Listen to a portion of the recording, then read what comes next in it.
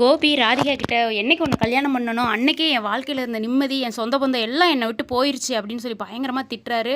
இப்போயும் ஒன்றும் பிரச்சனை இல்லை, என்னை டைவர்ஸ் பண்ணிட்டு நீங்கள் அந்த குடும்பத்துக்கே போங்க அப்படின்னு பயங்கரமாக திட்டி அனுப்பிச்சிடுறாங்க ராதிகா. வேகமாக வெளியில் போய் கார்கிட்ட நின்று வேதனைப்படுறாரு கோபி. அப்போ அவங்க வீட்டில் எல்லாரும் சந்தோஷமாக இருக்கிறாங்க. நிலா பாப்பா கூட எல்லாம் செலியன்னு எல்லாம் பேசி ஜெனி எல்லாம் சந்தோஷமாக இருக்கிறத பார்த்துட்டு பாக்கியலட்சுமிலாம் உட்காந்து சிரிக்கிறத பார்த்துட்டு பயங்கரமாக கோபிக்கு வேதனையாக இருக்குது. அவங்க சிரித்து குடும்பமாக சந்தோஷமாக இருக்கிறாங்க, நம்ம இப்படி தெருவில் நிற்கிறோம் அப்படின்னு பயங்கரமாக கோபிக்கு வேதனை ஆயிடுது. வேகமாக போய் குடிக்க போயிடுறாரு.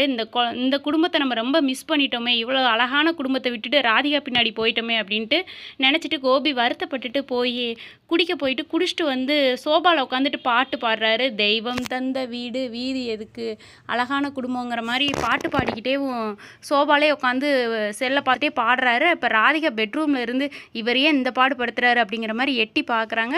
கோபி காலாட்டிக்கிட்டே சோபாவில் பாட்டு பாடுறாரு. இப்படி தாங்க ப்ரொமோ போட்டிருக்காங்க. இந்த வீடு சுத்தமாக பிடிக்கலங்கிற மாதிரி.